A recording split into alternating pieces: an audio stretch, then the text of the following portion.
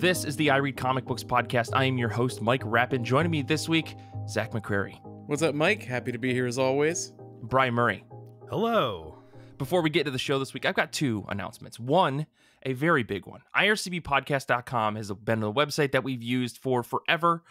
It's always kind of just been like a blah website. I think for a while I created a bunch of these ugly pages to support things like the NFT shit list, as well as the comic book pronunciation guide. And I decided, screw it. I've got access to this cool Squarespace thing. Now we've got a brand new website, IRCBpodcast.com, where you can find really cool a bio page. It's got all the people where you can listen to the show, our comic book pronunciation guide, the NFT ship list, as well as all of our new merch, all in one cool little website. You don't have to find all these special links. Everything is contained into one place. It's amazing. Check it out at ircbpodcast.com. We put a lot of work into making it look cool and sound cool. So let us know what you think. Send us an email, ircbpodcast@gmail.com, and make sure to go to the website one more time, ircbpodcast.com. The one other thing I want to talk about before we get into today's show is at the end of this month, we are beginning a two-part series journeying into the world of Transformers with the celebration of Transformers #1 coming out on October 4th by Daniel Warren Johnson, which I'm really excited about. I really don't even care about Transformers, and yet here I am being very excited about Transformers. At the end of this month, we're going to have a very special guest, which we will announce in the near future, to be talking about all of the Transformers movies. So I'm putting that out there into the universe. If you want to be caught up and you want to hear our discussion and understand all of the frustrations that we have with the Transformers movies, make sure you watch all of them and then tune in on the episode on September 27th. It's going to be really fun. We're going to have a special guest. And then on October 4, we're going to be talking about Transformers comics. So just throwing that out there to give everyone a big heads up. Let's get into things, though. We're here to talk about comic books, and I have two legally mandated questions that I need to ask every single episode. That is, how have you been? How have comic books been? Let's start with you, Zach. Oh man, I have been great. It's been a good run. Had a fun birthday weekend. Met up with you and Tom and Matt from the Discord as well. It was a great time at ZoloCon. Had some good beer. Got some fun comics. Yeah, I mean, we were almost like used Carsman sold a bunch of Carnage comics for some reason. That guy just would not stop trying to sell us Venom and Carnage covers. And we were like, I have no interest. And he's like, but what if I sold you two of them for $250? And we just kept shrugging at him. And anyways, it was a good time. It was a really cool time. And don't forget the just random Watchmen #1 sitting in a bin. Yeah. That just unmarked, totally cheap, unbelievable. Like it was just sitting there in like a regular plastic bag. I was like, who put these away? Did Paul put these away? There's no bags and boards. Anyways, just a small dig at our good friend Paulie. He's proof listening. He's going to give Zander all these bad numbers so that the episode sounds like shit. Yeah, he's like a ghost right now. Like he can hear us, but we can't hear him. So we can just torment him all we want. It's a good time. Anyways, what have you been reading, Zach? Oh man, recently it has been all Junji Ito all day because I am prepping for spooky season for the comics that we love, and one of the things on the list is specifically Uzumaki by Junji Ito, like his big breakout story with just the use of spirals as a horror element, which I thought was fascinating. And man, that guy's art is just this interesting border between beautiful and grotesque that I don't know how to explain any other way. Have any of you guys ever read any Junji Ito before or seen his stuff? Yeah, in fact, if you go through our backlog, Nick and I did a mini-sode on Uzumaki at one point. Oh man. And beautiful and grotesque is exactly the right way to describe it. Yeah. It's such a good read. I really thoroughly enjoyed it, and just he did such a good job of starting you out, like immediately you know what's wrong, like that there is something off. But he does it in a story that is very personal, because it starts out just dealing with the kid's parents, with Shuichi's parents. But then by the end of that story, like he slowly goes from the micro to the macro, and it's just, I mean, it's magnificently done. I've seen people call it his magnum opus, and I totally would agree with that. Yeah, so I've been reading Uzumaki. It's phenomenal. Nice. I really need to actually read that. I feel like the Junji Ito that I've read has mostly been some of his anthology work. I did pick up a copy of his book Censor that he did very recently, which was about like hair flying everywhere, and it's like volcanic ash. It's a weird book, very very weird book, but it's all weird. Exactly, that's a running theme. I know. Yeah. Work. This one was particularly hairy, I guess. Anyways, that's sounds good. I will have to put that on my list. I'll cut his audio. It's been what I it's been a book on my forever list. I just need to actually sit down and read it. And now that I have access to like a good library, I think maybe it's time for Halloween. I can't just watch Hellraiser all month, so I'll have to read some weird Junji Ito book. Heck yeah. Two fun things to go with that. There is an anime about to drop with Toonami sometime before the end of the year that looks legit. Second thing, do not watch the live action movie from the early aughts, because it is hot garbage. What? It's on Amazon. It is hot garbage. Okay, so you've given me all the fuel that I need to sit down and watch this. That's awesome. Well, Brian, what about you? How have you been? How have comic books been? I've been good. For your West Michigan weather watch, fall is finally here. It's not in the 90s anymore, thank Christ. That said, my routine has not changed. I am still in the basement reading comics. And my most recent acquisition has been a book that I got from Silver Sprocket, which I believe, Mike, you've talked about them before. Yeah. This is Kim Marshall's Matchmaker.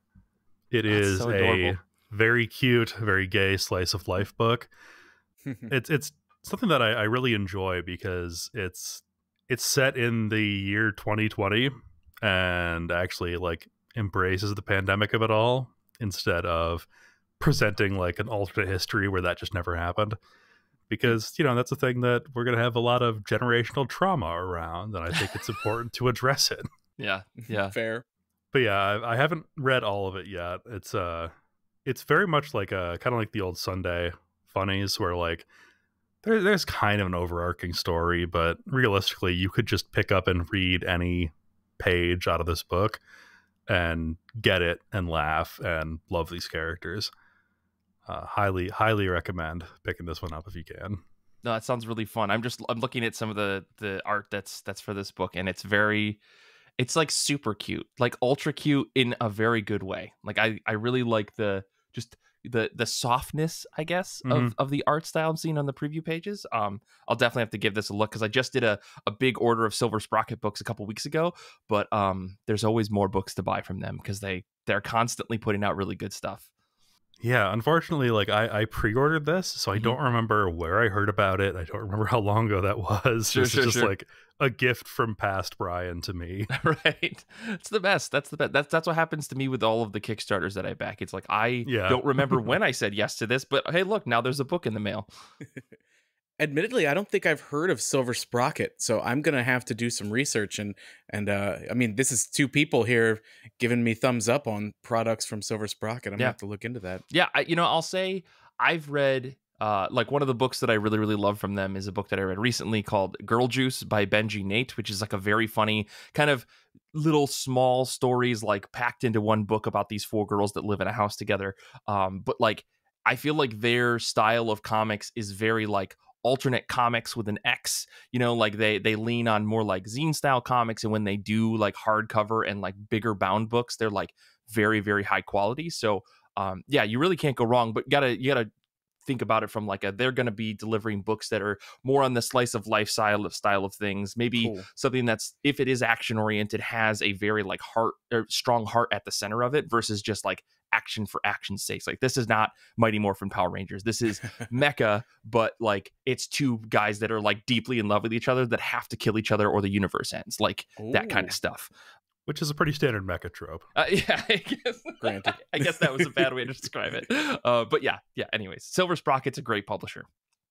Let me talk about a book that I read recently. I read Kill Your Darlings #1. This is by Ethan S. Parker and Griffin Sheridan with art by Bob Quinn, letters by John J. Hill. And this is a debut book from these two creators at Image. Had a lot of hype behind it, at least like in the circles of internet that I follow in. Seems like a lot of people were really digging this book. Danny in particular on the show said it was really cool. I think he talked to the creators.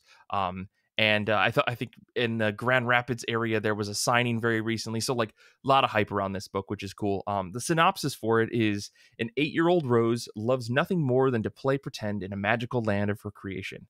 To her, that world is as real as our own, from her fluffy friends to the terrible evil that lurks at the center of it all. In one night, the line between fantasy and reality will disappear, an ancient hunger will feed again, and Rose will be pulled into a gruesome saga that begins centuries before her birth. Overall, this is a fun book, kind of, in the sense that it goes from kind of like, oh, this little girl's just trying to make the best out of life, to, oh, what unspeakable horrors are about to befall this little girl. And I think, like, there is a question of, like, this is a story about an 8-year-old girl. She's kind of doing things that I wouldn't think an 8-year-old is capable of, or maybe I just underestimate 8-year-olds. But overall, I was able to like look past all of that to see what this was, which is a really interesting story about when fantasy comes to life, how a child deals with that, and the ramifications of just like, is this trauma? Is this real life? Bob Quinn does a really good job on the art in this book. It's a lot of really cinematic moments that super draw you into the story, especially in like the scarier moments, which happen more in the second half of the book. I wouldn't say this is a horror book by any means, but it definitely tries to keep you on the edge of your seat, knowing that there is going to be another shoe that drops, that is going to be some sort of awful thing. Especially again in the second half of this book, some stuff happens that I was kind of like, oh, so there's going to be no fun in this book. It's just going to be trauma. But yeah, the really gruesome moments are very gruesome. But this book overall looks pretty solid. The colors are super muted, which I don't know if that was an intentional style choice or if that was trying to match the modern day movie world where like everything is kind of like toned down a little bit in terms of color. But again, that did add to like the cinematic feel of everything. Like everything was very heavily shadowed. A lot of the characters had a lot of very strong expressions that were shadowed heavily. Like a lot of really strong color work went into this book, but all of the colors were just overall muted. So yeah, I think this book has me on the hook for a second issue, but I don't know if I'm like dedicated. I really need to see how this hook from this first issue plays out before I decide if I'm going to keep up with this for the long term. This has been a very like confusing book that has been going around our chats, because when I hear Kill Your Darlings, I think of the movie, which, shout out to Austin Bunn, one of my college writing professors, is the story writer for that movie. But you're talking about this book, and all I can see is like Daniel Radcliffe playing Allen Ginsberg. Yeah. No, this is a totally different story. Very different story. I wonder if another title could have been used, because I think if you just search for Kill Your Darlings, you do just get the movie, because there's some big names attached to it. I don't know. But yeah, if anybody else out there read that, I'd really love to hear your thoughts on it, because again, I feel like I'm very in the middle, leaning positive for this book, but I'm curious. I think, again, the second issue will really fully decide how I feel about the book on the whole. So, Zach, what else did you read? You said you read another Junji Ito book. What else did you have on your list? Yeah, I just kept the train rolling because I thought it would be fun to read something like Uzumaki and then follow it up with the other side of Junji Ito, because the thing that I really like about him is that as a person, he is not like this macabre crypt keeper. He's actually this super normal guy who's very humble, very funny, loves cats, and he wrote an entire manga called Junji Ito's Cat Diary, Yan and Mu, which is literally the story of when he and his fiance at the time, now wife, moved in together, and she was like, oh, by the way, I brought my cat. And he was not happy about it. He did not want the cat. And then she convinced him to get another cat. And he wasn't happy about that either. But then as the story goes on, it's mostly about cats just being cats and him falling in love with them and craving their approval and their love. And it's so damn cute and so charming. And yet at the same time, he still manages to like slide in that weird Junji Ito kind of grotesquerie. Like his fiance never has pupils. It's just white eyes. And they're always like dark around. Like it's like she's possessed at all times. Love. It's like stuff like that. And the cats are cute. But at the same time, you're like, there's something off with those cats, right. You know? Right. I love it. I love like the way that he plays with his art style, because he does tend to inject a little bit of humor into his stuff. It's always very slight, but it's there. And this one, because of what it is, he just let it go wild. And I thought that was a lot of fun. Yeah, I think that his art is like so detailed that it lends itself to horror so much that when he's not drawing horror, it's still a little horrific. Yeah, it's still creepy. Yeah. There's one page out of this. I've never read this, but I've always meant to. Again, like most Junji Ito stuff, I've been meaning to read it for forever. But there's one panel in particular that always sticks out about this book of the cat biting onto his hand, and it looks like it is sucking every like ounce of blood out of his body in that bite. Because, like, again, it is just a story about a cat, and the cat happens to bite him, but he makes it look like this thing is a monster. I love it. It's amazing. It's amazing. This was actually the first thing I ever read by him, because it just somebody just mentioned it to me, and I was like, who's Junji Ito? And they explained him and then handed me this book. And that's actually what made me, after reading this, go back and read his like the stuff that he is known for, his horror. So I started with him just loving cats. Yeah. Brian found that panel and dumped it in the Discord. That's awesome. It's beautiful. It's such a that is what having cats is like sometimes. Exactly. Well, let me talk about one more book before we get into the top of our pile. I also read the Cull #1. I've been trying to read all these #1s that I've been buying, so I read it. The Cull #1. This is by Kelly Thompson, Mattia Deulis, I think, and letters by Hassan Otsmani Elhau. This is the most Uncanny Valley book that you can buy, but I still really, really dug it. Kelly Thompson basically said, what if some teens took their drama, got into some multidimensional shenanigans, and I'm here for it, right? This book opens on a very intense moment that is absolutely gorgeous. Deulis's art is, like I said, it's Uncanny Valley in that it's so perfect, except for when it's not, that, like, I don't know, sometimes it works, sometimes it doesn't, but on the whole, like, them drawing monsters is amazing. Like, these humongous beasts from another dimension, really, really cool. Sometimes faces, not so much. But this first issue follows 5 friends as they go to shoot a short film at the, quote, forbidden rock in their town at 4 a.m. It's forbidden in that when you go out there, the tide comes in and it basically makes it impossible to come back and survive. So you're not supposed to go out there. But of course, they go out there during low tide to see if they can shoot their short film before the tide comes in.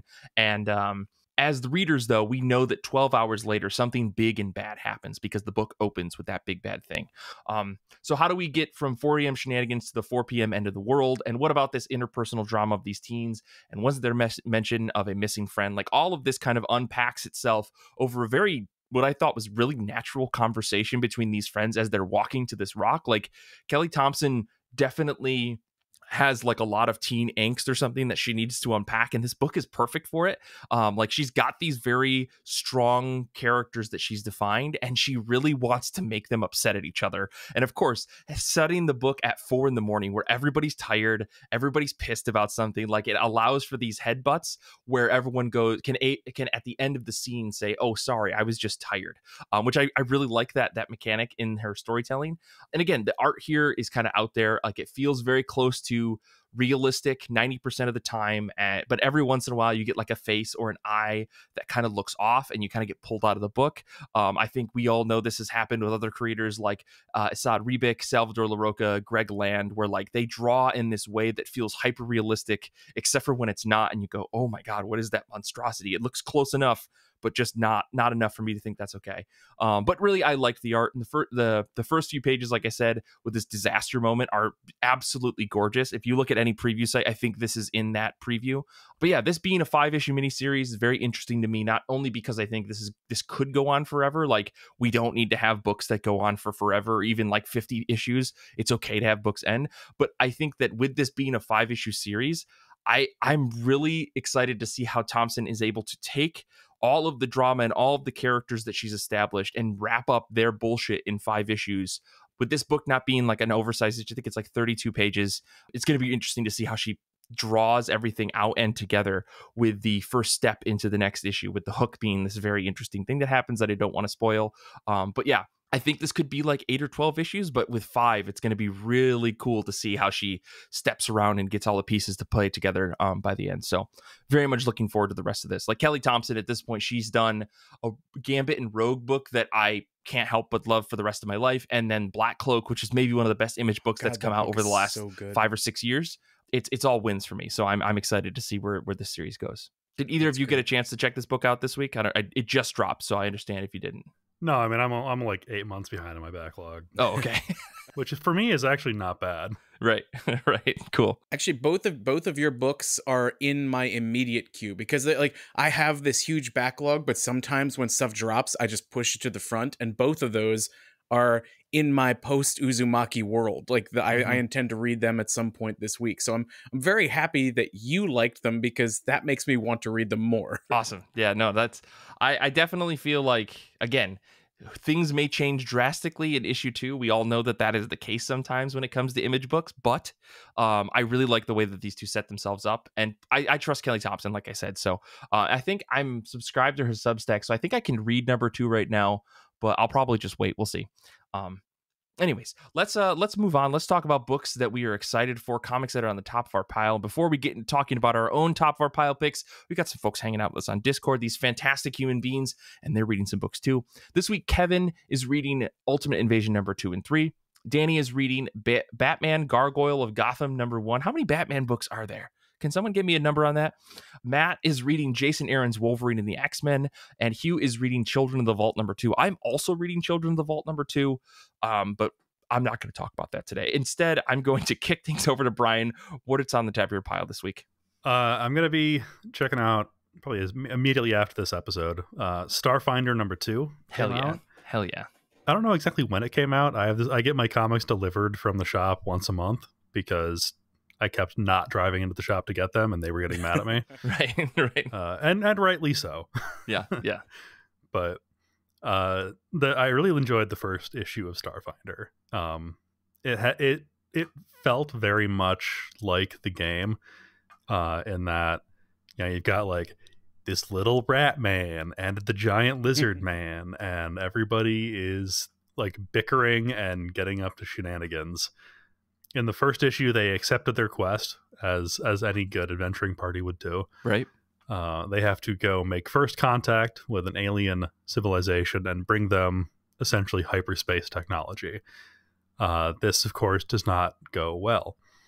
So I'm really looking forward to seeing like what complications the metaphorical GM throws at them. Right. In issue number 2. So does the Starfinder Society, sorry, we're going into tabletop RPG talk really quick, folks, so take the headphones out, fast forward, whatever.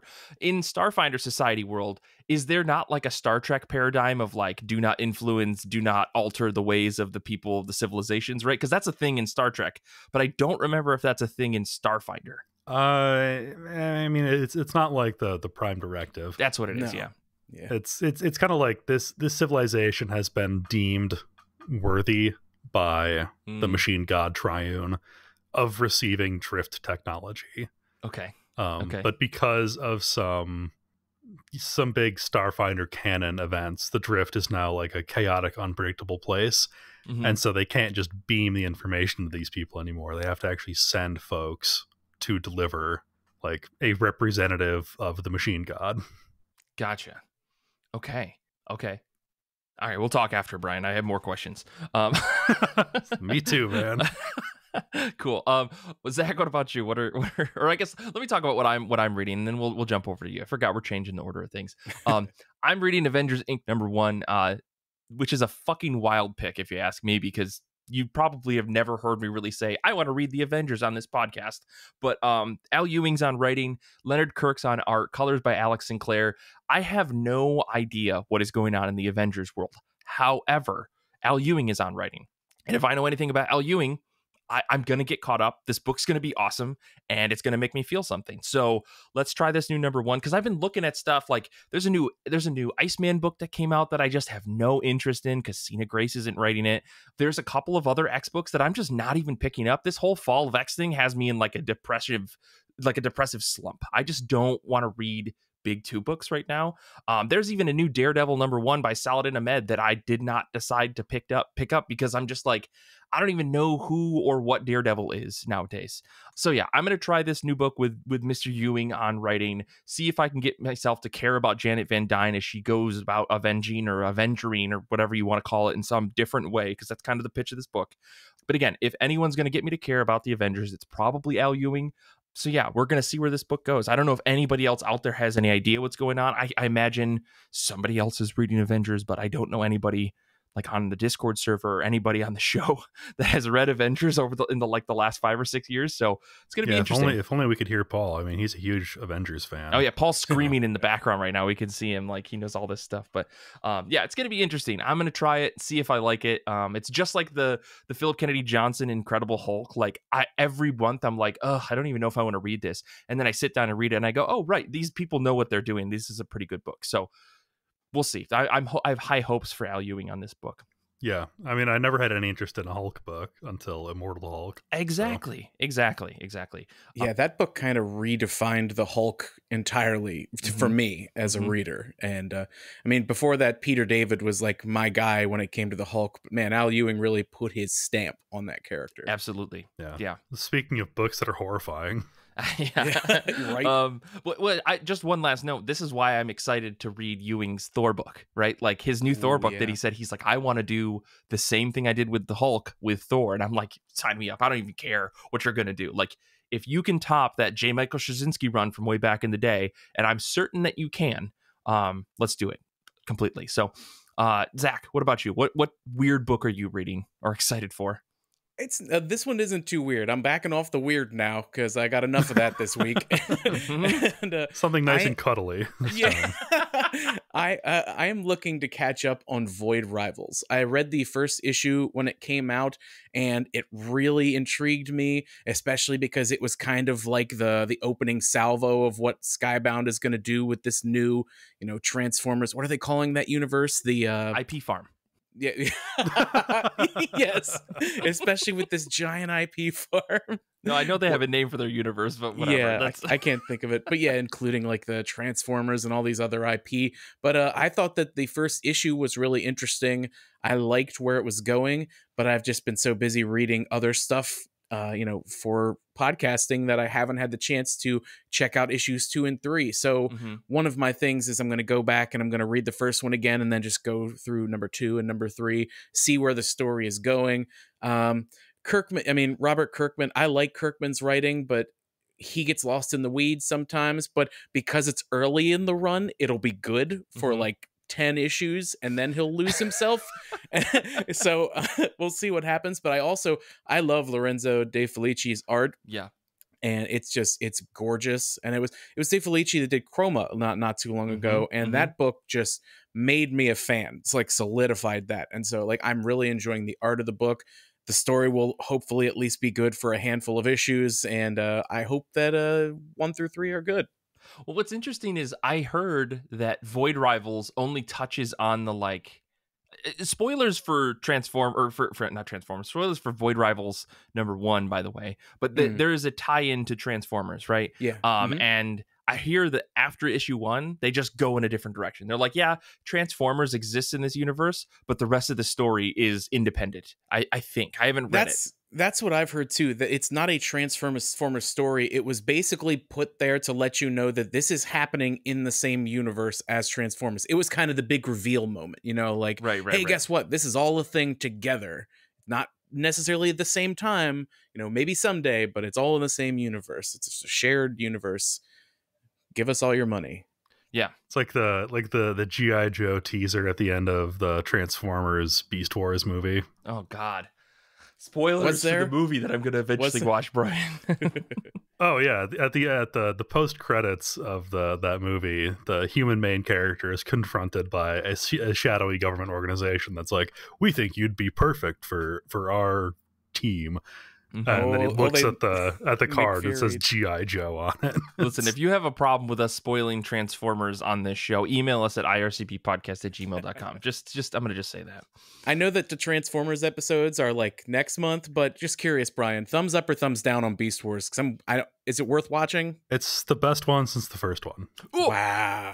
Wow. That's insane to me. Yeah. Okay, but listen, we're doing that at the end of this month. I promise everybody. Brian's on that episode. It's going to be a blast. But anyways, let's take a quick break. When we come back, we're going to talk about this is all Zach's idea, so I'm just going to put that at the forefront. We're giving different, I guess, properties the IDW treatment. What would it look like? Would it look like for us to take an existing property, give it the quote IDW treatment? So we're going to talk about all that and more when we come back right after this.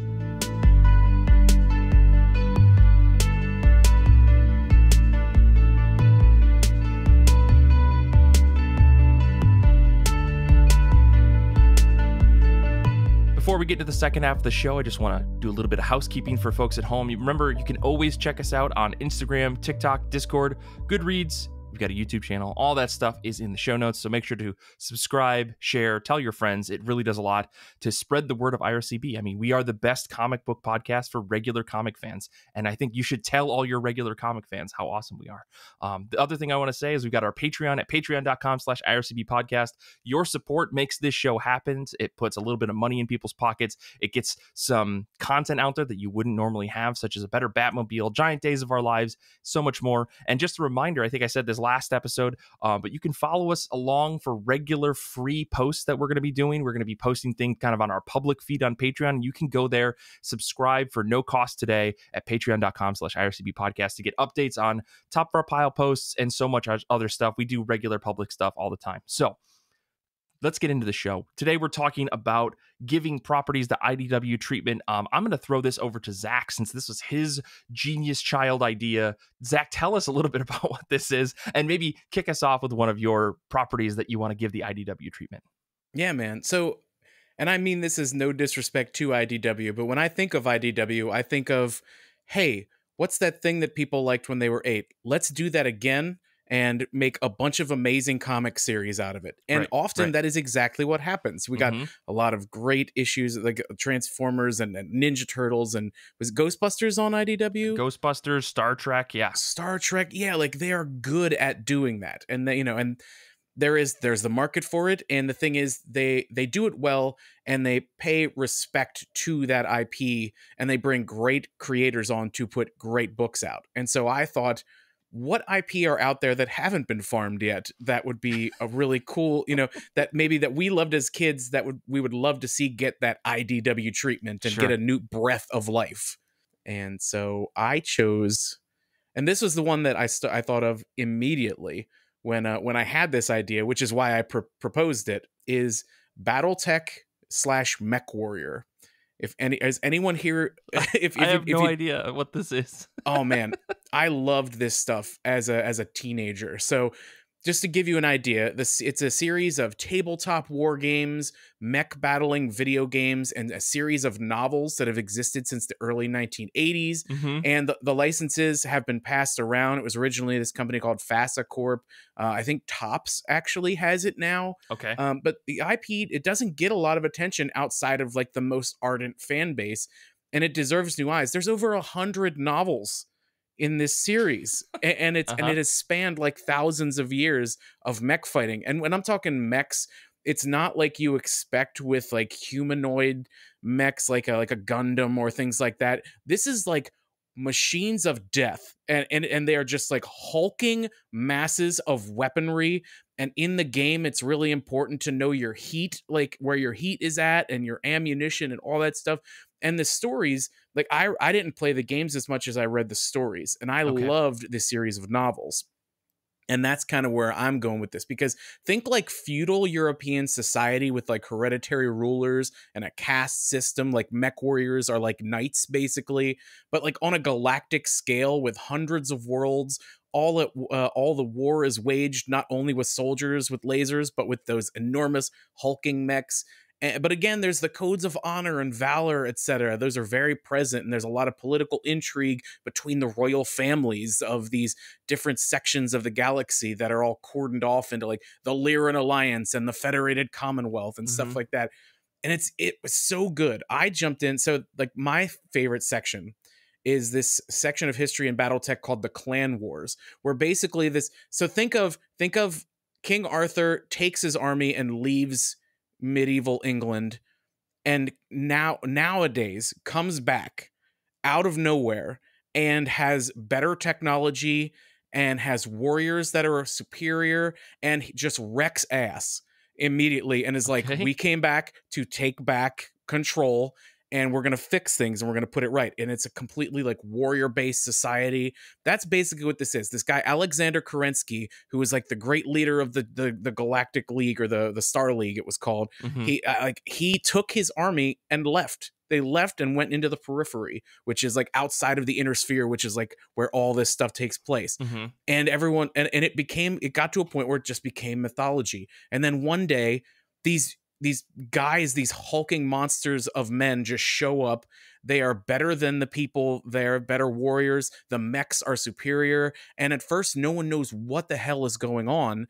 And then slowly they start to piece together that, oh, this is like the Blood of Kerensky. And that's what the trilogy is called, the Blood of Kerensky trilogy. Okay. And it is this story about Kerensky's men deciding like now's the time to go back and rebuild the Star League. And they're going to do it by any means necessary. And they start taking over planets. I think that's where you start with this, in that point of the history, because it's such a good story. I think that could be a good mini series, maybe maxi series. I'd say you got to give it like 12 to 20 issues. It's got to be somewhere in there at least. It can't be super short because there's so much that happens and there's so many interesting characters. Right.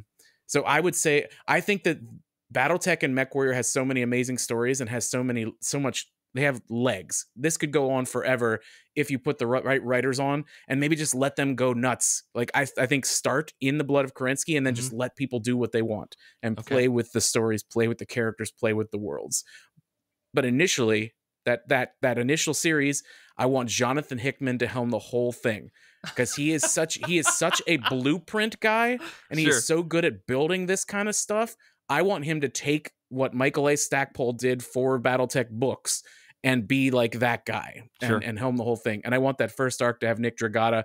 I want East of West team back together for the Blood of Kerensky. Dream team. Gotcha. Yeah. You've sold me with the mention of Stackpole because I grew up reading the X-Wing books. Heck yeah. So I was going to say, this sounds to me a lot like the Thrawn trilogy. Like with I don't know, Brian, if that makes any sense, right? With the returning conqueror from beyond the stars. Yeah, absolutely. I mean, maybe it's just a trope that many people have used, but it's sci-fi. Yeah, exactly. But this sounds really cool. I mean, like, I feel like there's something always attractive about like mecha, whether it's humanoid Gundam style or even just like these crazy just machines of death, right? Like the Armored Core series, the video game series, is popular for a reason, right?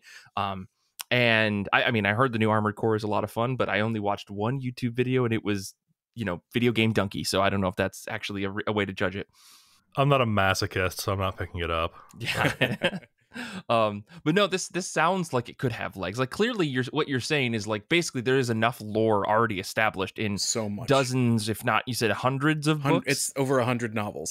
Yeah. So like easily tons and tons of stories you could pull from. And I think the idea of giving something this IDW treatment is to kind of to take it, compact it, and find like the actual pure like story that is within, right? Because a lot of the times when we think about these IPs that I think other like companies like IDW pick up, like there is a ton of peripheral stuff that could get included in, but it's a matter of just someone finding that and finding like the sweet spot between let's call back to these things that people may have known, like in G.I. Joe, let's bring these characters into the story, but also let's tell something that is moderately unique. It still uses all of the fundamentals that make this series good, but it is taken in a slightly different direction. Like I think that's how they approach Teenage Mutant Ninja Turtles. I think when they had More Than Meets the Eye, for instance, that series that they did with Transformers, probably one of the coolest Transformers stories you could ever read. And they barely even go into like action Transformers mode where Optimus Prime needs to drive around as a truck. Like I don't even know how you do that well in a comic, but the Transformers comics, that More Than Meets the Eye series, took what made Transformers cool, which is a lot of their insanity lore, and tried to like solidify it into this character development story, which I think a lot of the fans wanted. Obviously, it went on for 12, 15 volumes or something like that, so like it was popular. But yeah, that's really interesting. I think this BattleTech thing has legs, probably. This makes me think that one of my picks should have just been Halo. Why not make Halo comics? I think they did. I think somebody tried to at one point, and they didn't go very well, but who knows? I think that is the key. That also with BattleTech is if you're playing the video games, the MechWarrior video games were a ton of fun. You just run around in mech. But in the books, yes, the combat is important because it's part of the culture, but the intrigue and the characters, like the espionage and the intrigue and all that kind of stuff, and the relationships was really what made the stories fantastic. Yeah. So it's very similar to what you were saying. You could focus on that aspect, throw in some cool battle mech stuff here and there. It's got legs. If you are thinking about picking up the BattleTech video games, I will just warn you that it very much does feel like you're controlling a 15-ton killing machine. Oh yeah. It is not fast paced. You have to manage, like, at least in the latest BattleTech game, which is the one I played most recently.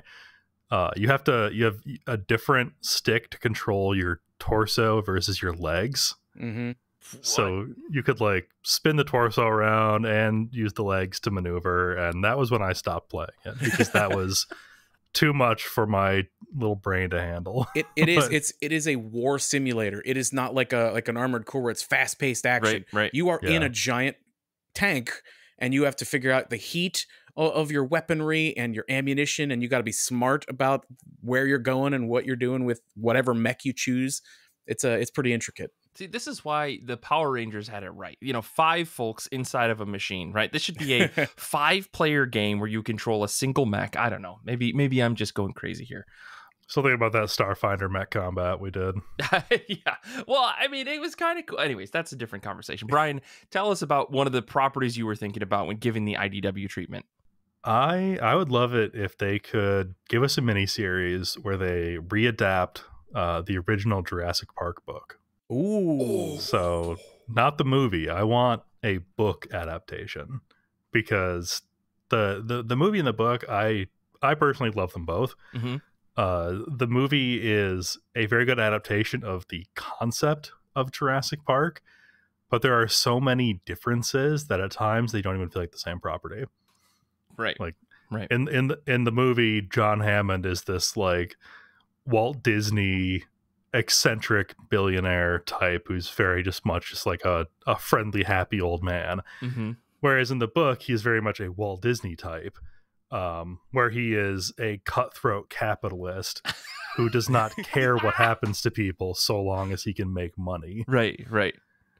And just like the all the very different ways that these diverge. I would love it if Crichton's novel could reach a wider audience. So when I talk about how there's like literally what looks like dot matrix printouts in the book mm-hmm. of like things that would have come off of the InGen system in 1990. Mm-hmm. Like I would love it if anyone knew what I was talking about.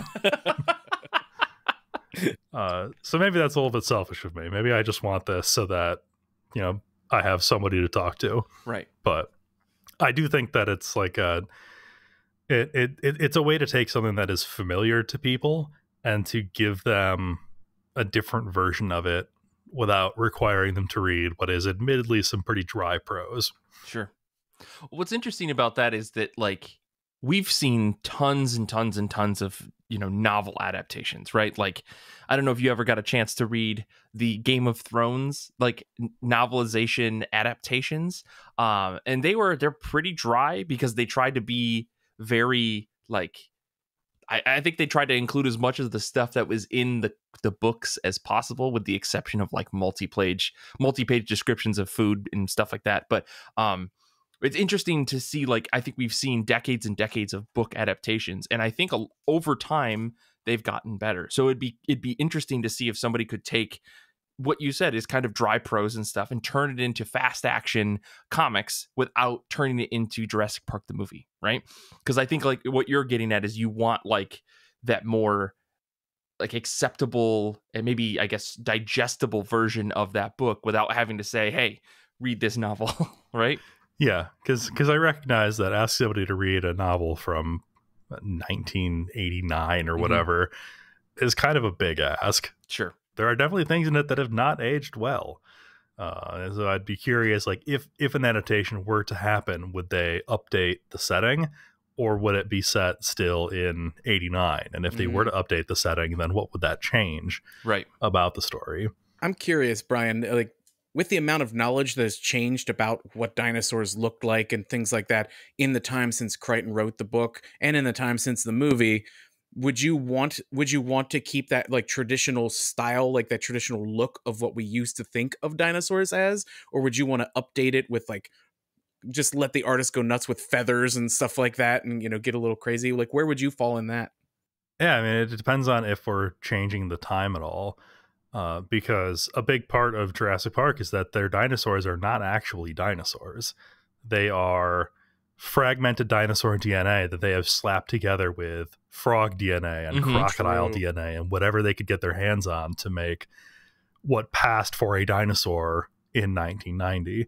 And so if it were still set in that time, I imagine that is what they would have done still. So I think they would still probably look like they did in the movie.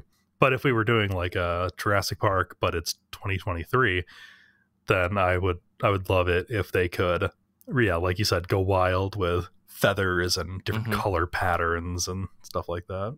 It's interesting because I think that, like, when you look at the like Mighty Morphin Power Rangers adaptation that they did, the latest one, they did take like the 90s characters and kind of move them into the modern day, which I think is a really bold choice, because then you no longer need communicators. Everyone's got cell phones, right? Like there's these technological advances that kind of modify the story, but I think at the end of the day, the heart is still there, right? There's still a mad scientist. There's still this Walt Disney capitalist. There's still these other scientists that are trying to just see what they're being told, right? And I say mad scientist because wasn't there the guy who's like a minor character in the movie, but it's actually like a major player in the Jurassic Park stories? He's the guy who's actually like the central scientist of the place that they go to. Talking about Henry Wu. Yes, Henry Wu. Yes, all those things I think can still exist if they fast forward it to 2023. So it'd be interesting to see how that would play out, like with a 20-year time difference. It's very funny that he became such a major player in the Jurassic World movies. Yeah, because in Jurassic Park, he is unceremoniously gutted by a velociraptor. Awesome. Well, yeah, I guess the last question here is, would you see this as like a maxi series, an ongoing series, or just like a novel adaptation after adaptation, or something else? Yeah, I see this as being like a 5 or 6 issue novel adaptation. Nice. Maybe adapt The Lost World after that. Okay. It'd be nice to get like an actual adaptation of The Lost World, because the movie was not. It was a little different, yeah. There were key characters from the book that are absent from the film. Like a lot of them, actually, now that I think about it. Yeah. Cool. Well, let me talk about, so I was thinking about this topic, and I broke kind of my ideas up into 2 categories, which is, well, duh, this seems like an obvious choice for an adaptation, and this is stupid as hell choice. But I still wanted to present it to you guys. I guess the question now is, which would you prefer I dive into, the well, duh section or the this is stupid as hell section? I mean, I want stupid. I always want stupid. Stupid is fun. I'm getting a nod from both of you. Okay. So my well, duh section, full of some fun, adventurous stuff. My stupid as hell one is an IP that probably should never be adapted beyond its original media, and that is Law and Order. And the reason why I think Law and Order would make for a good like IDW treatment series is, one, Law and Order, just like the TV series, has a potential to go on for forever, right? Imagine a procedural fucking crime series with all new characters. You don't have to adapt anything from the TV show because they're just cops, they're just people, whatever, solving crimes. So like you can swap out the folks like every once in a while. Maybe every season of this comic series, we get like 10 issues a year, and we get like new characters every season, or like only a couple transfer over. There's always the same captain and we just get new recruits or whatever. We could go back in time, we can go forward in time, we can go wherever we want each season.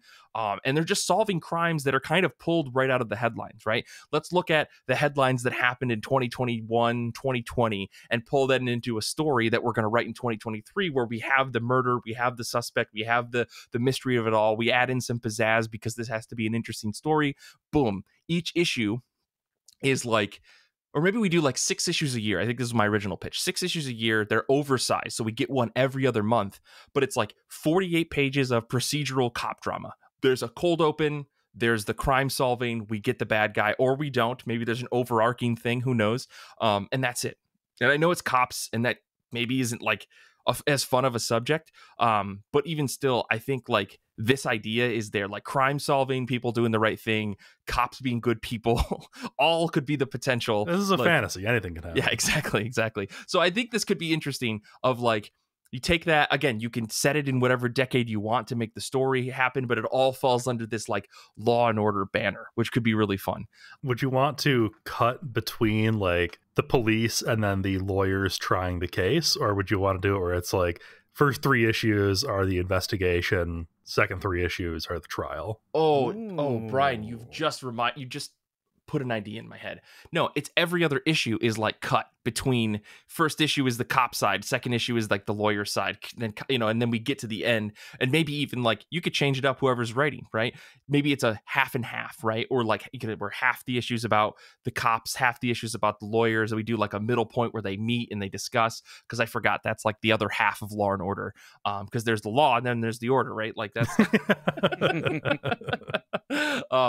so yeah, that would be, it would be interesting. And again, maybe this is like 8 issues instead or something like that, where we can get a little bit of things split, but like could be interesting to see how that dynamic would shake up. But I think Law and Order here, it's like easy formula to adapt, put it into a kind of an oversized comic, and you've got like a really cheap, you only need to pick up like 1 issue at a time. You don't even have to be up to date. Like there is really no big continuity to Law and Order. There's just like crime, solve, the end, right? You put that in the stupid category, but I think that's actually a really good idea for a comic. I mean, there is an audience for those kind of books, and I think that could work. I like the idea, especially of 6 to 8 a year, oversized. It is not an every month kind of thing. I think that is a really solid idea. Also, I need to request that on the first page there is always a thing, that a little block in the corner that just says dun dun. You got to have that at the opening. When you get the hardcover, it opens up like a greeting card, and it actually plays the Law and Order noise that they get. That's doable, because that Kong Godzilla Justice League book is going to have that. When you open it up, it makes the yeah, exactly. Well, anyways, I'll move this out of like the best idea ever, or move this into the best idea ever category, I guess. But I don't know. I think really quick, do you guys have any other burning options that you were thinking about? I think we got time for like 1 or 2, maybe. I want an ongoing Rocket Power book. The old Nickelodeon, like, extreme sports cartoon. Oh my God. I just think the world is ready for that. I think that Renee specifically is ready for that. Yes. Renee is specifically ready to write that, I think. Yeah. Oh my God. I just think it could be fun. Like, update it to the modern age. Have these kids, like 12, 13, 14 years old. Just like getting into skateboarding. Hasn't there been kind of like a renaissance of like skateboarding and stuff for the last few years? Yeah, I think so. Once kids were able to like go outside and freely associate with other kids. Yeah, I think. Yeah. Interesting. So would you see this as like a kid's comic then? Or would this be like the full IDW treatment, where they take like a beloved like children's property and kind of make it all ages, teeny, maybe adult oriented? Because like Mighty Morphin Power Rangers, which is the one that I keep going back to because it's had such a good like renaissance, I think, absolutely has taken that and they've kind of skewed it a little bit older, getting away from like this is just violence. Instead, it's like there's some drama, there's some character development, there's some stuff that I think would be more adult oriented, because they're kind of just edging between high school and college kids. Yeah, definitely like aim a little older, I think. So not for like the 7, 8, 9-year-old crowd, but for the 13, 14-year-old crowd. But I mean, it is at its heart, like, it's a kids show. I don't want them to make like the gritty adult tales of Rocket Power. Our dad died and we had to skateboard to save our own lives. Yeah, like I don't want to watch the squid deal with substance abuse or something. Oh my God. Danny said this is like one of our most niche episodes. I totally agree. Hell yeah. I appreciate this though, Brian, because I love the hell out of that 4-season show. Man, this so yeah, okay. I could see this being good. Like maybe like a season by season type comic series or something like that. Maybe a series of original graphic novels. Yeah, like ongoing, but each like 5 or 6 issues is like a different sport or a different time of year. So maybe like this 6 issues is their skiing or their snowboarding trip, and hell yeah, they go to Hawaii to see Tito's family, and there's just a lot you could do with it. I like that. That sounds like fun. I like that. Zach, what about you? You got one more? I do. I have one more in me, and I feel just as strongly as Battletech, because back in an age when the internet was still young, I was convinced that there was a comic book out there for this, and there freaking wasn't. And It is Chrono Trigger. It was a Squaresoft RPG. It was the first RPG video game I ever played, and to this day is my favorite. And I I stand by my argument that it is the best damn RPG ever made, and no one will ever convince me otherwise. Period. I think it'd be fun. It was this fun like time traveling game where you're this main character Chrono, and it was back in the era of the silent main character, because you could change his name and make him you, and Chrono and his friends, he met new people along the way as you're traveling through time, and eventually you realize that the ultimate goal is to stop the world and time from being destroyed by this creature named Lavos, but a lot of different things happen in different time periods. Like you go back to the prehistoric age and you meet a cave girl and she becomes part of your team. You go to the end of time, and from there you can go to different time periods and you meet the guy who keeps that. And there's so much going on, and it was so good. And here's the thing. The instruction booklet and all of the art was done by Akira Toriyama. So it was legit. And I was convinced that this was based on a manga somewhere in Japan that never got here. And I was just waiting for the day that it would finally come over, until the internet got good, and I realized that doesn't exist. There was a one shot once. That's it. So I want that. I want what teenage Zach couldn't have. I want a Chrono Trigger adaptation.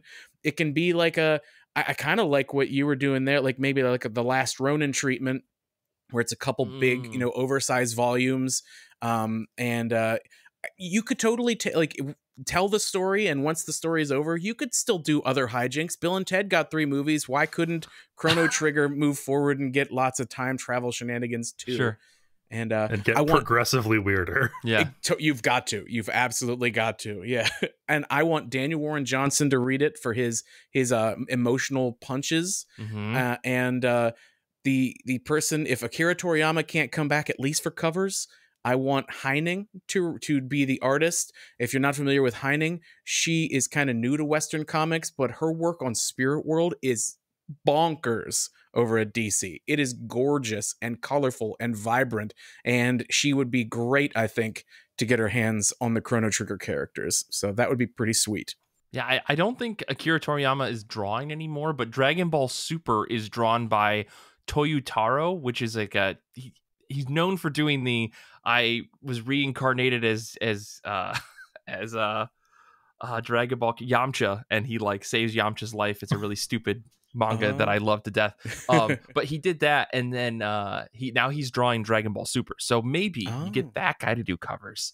I don't know how that works in terms of getting Japanese artists who are on probably a very strict contract with their company to do stuff. But hey, Peach Momoko has come out and done stuff, so I don't know. She was on my list of possibilities to draw this as well, but then I was like, I want Heining, because man, her art's phenomenal in that book. That's cool. All right. Well, before we wrap up, I do want to just drop one more. I got one more special one. What you got? I had 2 in my one, and I feel like my first one's not as great as my second, but I did have Super Mario on the list. I feel like this is a kids-oriented thing. We don't have to talk about it. But the one I do want to talk about is Indiana Jones. And I know there have been Indiana Jones comics in the past. They have floundered. I was recently talking to someone on another Discord server about where are the Indiana Jones comics at? Why do these not exist? How come this isn't just an ongoing forever property? It seems like Indiana Jones has that opportunity, right? Like their adventure style comics. Every arc opens up with Indy on another journey to some other place, some made up country at this point, because that's how we probably have to do it. I don't know how any of this fits into a realistic timeline, but just every episode, it's 1927 or 1938 or 1941 or whatever. As long as Indiana Jones is punching Nazis' heads in and finding cool artifacts for people, that's a cool book. I think we maybe remove some of the imperialist, this belongs in a museum kind of stuff, and maybe turn it over to Indiana Jones reluctantly always turns over the artifact back to the culture that it belongs to, but he does admit it doesn't matter. This is an adventure. It was a fun time. There's a formula there, I think, that you can actually turn into a good series, very similar to James Bond, where something strange happens to James Bond. He's got to find a way to get a gun and kill a guy. He falls in love with someone who ends up hating him. That kind of thing. I think it's there. But yeah, I think it could be a fun bit to explore, introduce a whole plethora of new friends and family for a decade worth of stories, and then fold it all up with Indy just retiring, right? I think it's going to probably be better than the Indiana Jones movies are doing. So I think you could do this as a 10-year-long like ongoing, and then just kind of like cap the entire Indiana Jones series. Like maybe retell some of the movies in these comics, as well as exploring new adventures. So that's the last one that I had. I dig that. And you could give it like a really cool like pulpy kind of style for the art. I think that would be a lot of fun. I would read that. I feel like Indiana Jones has the same kind of longevity that Hellboy does in some ways, where there's always a new adventure or a new cryptid or a new strange thing to look into. I think we avoid aliens. I think we avoid time travel, and just stick to adventures and weird mysticism and like monsters and ancient, relics and stuff, and just leave it to that. So I think it has legs. Yeah, you could do it the way that Hellboy style of just jumping around to time periods. Like, it doesn't have to be linear. Exactly. This one's 1936. This is a young Indy. This is an older Indy. Right. Like that. Yeah, absolutely. So just throwing it out there. IDW, give us a call. We're ideas people. We got ideas. I guess to wrap things up, Zach, thank you for bringing this idea to us. This is a really fun, weird thing to explore, and hopefully the folks at home have some ideas and can lobby for these types of stories to get made in the future. I don't know how we do that, but as comics fans, I think we can try to demand whatever we want and be met with shut up. So I guess to wrap things up for all of us, next week's episode is going to be me and Nick and Paul, plus a very special guest. Brandon Ingram's going to be back on the show. We're going to be talking about Brandon's newest Kickstarter, plus just comics and stuff, and Brandon's experience in his last Kickstarter they did, so it's going to be fun. Infinity Shred is the best band in the universe. They do all of our music. Zander likes to shrink down to the size of a frog and go on little adventures in sunny afternoons. I want to say thank you to Paul for prooflistening this episode. Thank you to everyone listening live. You're fantastic human beings.